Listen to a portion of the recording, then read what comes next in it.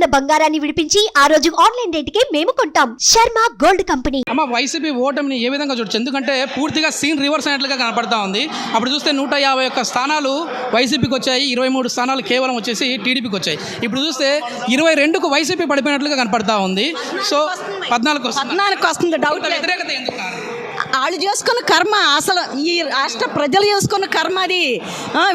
వీళ్ళందరూ అతనికి మనస్తత్వానికి దగ్గరగా ఉన్నవాళ్ళు చాలామంది ఇక్కడ ఉన్నారు కనుక ఈ పరిస్థితి తెచ్చారు. ఈ 5 ఏళ్లను సర్వనాశనం చేసుకున్నారు, కళ్ళు మూసుకున్నారు జనాలు. నేను ఎన్ఆర్ఐని, అమెరికా నుంచి వచ్చాను, సెయింట్ లూయిస్. నేను ఇక్కడ తూర్పు నియోజకవర్గం గద్దె రామ్మోహన్ గారికి వర్క్ చేశాను నేను మొన్న ఎలక్షన్లో. ఎందుకమ్మా ఎక్కువ సంఖ్యలో ఎన్ఆర్ఐస్ కావచ్చు, ఇతర రాష్ట్రాల నుంచి కూడా, అంటే ఇక్కడ హైదరాబాద్లో సెటిల్ అయిన వారు లేదు ఈసారి బాబు గారిని గెలిపించుకోవాలనే ఉత్సాహంతో ఎందుకు ఇక్కడికి వచ్చారు? సాఫ్ట్వేర్ ఇంజనీర్లు వాళ్ళు ఎంత హై లెవెల్లో బతుకుతున్నారో, ఇక్కడున్న వాళ్ళ ఫ్యామిలీలను కానీ, ఇక్కడున్న అన్ని రకాలుగా డెవలప్మెంట్కి కానీ వీళ్ళు బాగా ఉపయోగపడ్డారు. ఇవన్నీ జరగటానికి కారణం చంద్రబాబు గారు సాఫ్ట్వేర్ డెవలప్ అవటానికి. ఇలాంటి దాన్ని సర్వనాశనం చేస్తే చూస్తూ ఊరుకోగలరా? వాళ్ళ జన్మభూమి మీద ఉన్న మమకారాన్ని కోసం దాన్ని సరిచేయాలి, మళ్ళీ పూర్వస్థానానికి తీసుకురావాలంటే చంద్రబాబు గారు ఒక్కళ్ళేననేటువంటి విధానం ప్రతి మనిషిలోనూ ఉంది గనక ఈ ప్రదేశాన్ని దాటెళ్ళిన వాళ్ళకి ఎక్కువగా ఉన్న వాళ్ళకంటే వీళ్ళు కూడా మారాలి. మారితేనే వీళ్ళు కూడా ఆ అభివృద్ధికి వస్తారు. ఆ సాఫ్ట్వేర్ ఇంజనీర్లు అక్కడ చేసేది మీరే అనుభవిస్తారు. ఇక్కడ ఆ లెవెల్కి ఇక్కడే తీసుకొస్తాడు చంద్రబాబు గారు.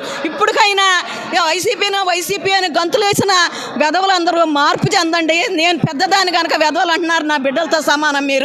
మీరు మార్పు తెచ్చుకోండి, కష్టపడండి. కష్టమే ఫలి. ఈ సంక్షేమాలు వృద్ధులకే కానీ మిగిలిన వాళ్ళకి లేదు. మీరు గ్రహించండి. అందరూ ఎగబడి తీసుకోబాకండి. ముడి బియ్యం తినండి. నేను అడ్వైజ్ చేస్తాను చంద్రబాబు గారికి, ముడి బియ్యం ఇవ్వండి, యోగాని పెంచండి. ఈ ప్రజలందరూ సంక్షేమాలకు ఆధారపడి టీవీలు కాడ కూర్చుని తిన్నది అరక్కోకుండా అనారోగ్యాలు తెచ్చుకుని అనారోగ్యాన్ని సరి చేసుకోవాలంటే మళ్ళీ హాస్పిటల్కి ఎగబడి ఆరోగ్యశ్రీ అని, CMRF ఫండ్ అని ఇటువంటివన్నీ కోరుతున్నారు. అది తప్పు. తినటానికి ఇచ్చి మీ రోగాలు తగ్గించడానికి ఇది 10 లక్షల కోట్ల లాస్లో ఉంది. ఎక్కడ తెచ్చిస్తాడు చంద్రబాబు? మొత్తానికి చాలా వరకు కూడా ఎన్ఆర్ఐలు అందరూ కూడా ఏకతాటిగా వచ్చి టీడీపీని గెలిపించుకున్నట్లుగా మనకైతే స్పష్టంగా తెలుస్తూ ఉంది. ఇక్కడ యువత కూడా ఉన్నారు, వారి అభిప్రాయం కూడా తెలుసుకుందాం. నమస్తే అండి. ఈ విజయాన్ని ఏ విధంగా చూడొచ్చు? ఆల్మోస్ట్ సునామీలాగా దూసుకెళ్తా ఉంది టీడీపీ కూటమి. అదేవిధంగా సో ఎట్లా చూడొచ్చు? అభినందించాల్సిన వ్యక్తులు ఎవరన్నా ఉన్నారు అంటే అది గవర్నమెంట్ ఉద్యోగస్తులు. ప్రతి ఒక్కళ్ళు మమ్మల్ని నమ్మి, మా పార్టీని నమ్మి ప్రతి ఒక్కళ్ళు ఓటు వేసినందుకు వాళ్ళకి ధన్యవాదాలండి. ముఖ్యంగా ముందు యువత అనేది పాల్గొని ప్రతి ఒక్కళ్ళు కొత్తగా ఓటు వచ్చిన వాళ్ళు ఉన్నారు.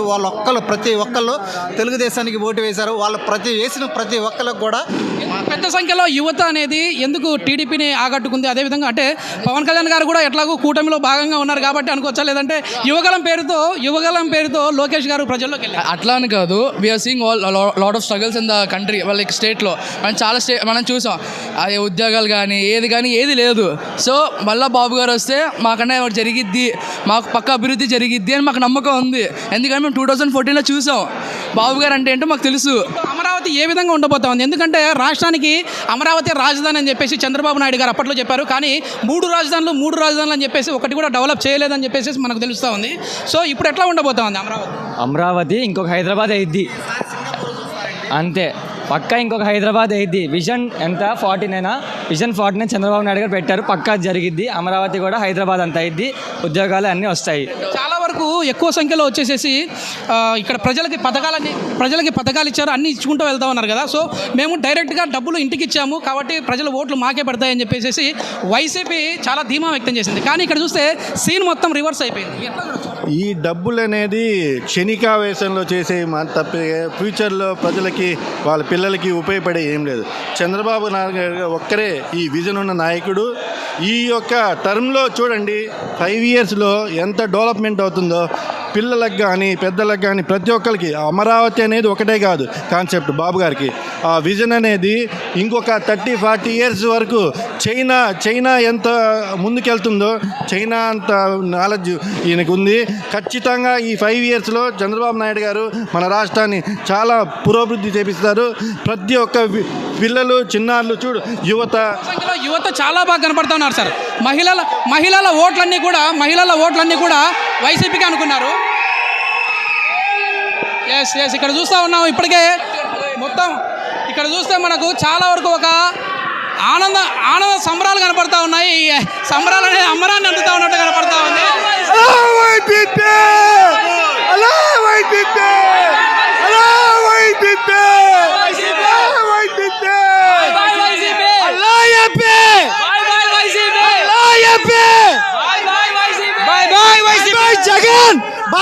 జగన్ ఇది ఇక్కడ చూస్తూ ఉన్నాం కదా. చాలా వరకు కూడా ఏదైతే స్లోగన్ చెప్పారో ఆ స్లోగన్ మళ్ళీ రిపీట్ చేస్తూ వెళ్తా ఉన్నారు. నిజంగా అధికార ప్రతినిధి పాతల రమేష్ స్టేట్ అధికార ప్రతినిధి. ఈ రాష్ట్రంలో జగన్ ప్రభుత్వాన్ని పారతోలేందుకు రాష్ట్ర ప్రజలంతా కూడా ఏకతాటిపై వన్ సైడ్ వేశారు. రండి జగన్మోహన్ రెడ్డి గారు, మీ బ్యాచ్ని తీసుకురండి, గూండా బ్యాచ్ని తీసుకురండి. అనిల్, అలాగే మన అంబటి రాంబాబు, సజ్జల, వీళ్ళంతా మీరంతా అమ్మ మహిళలంతా కూడా 155కు పైన 160 సీట్లు తెలుగుదేశం. 2006లో జనవరి 26 తారీఖున సునామీ వచ్చింది. ఆ సునామీ మళ్ళీ తిరిగి ఇప్పుడు జూన్ 13వ తేదీన బయటకు వచ్చింది. ఈరోజు ఎన్నికల్లో కౌంటింగ్లో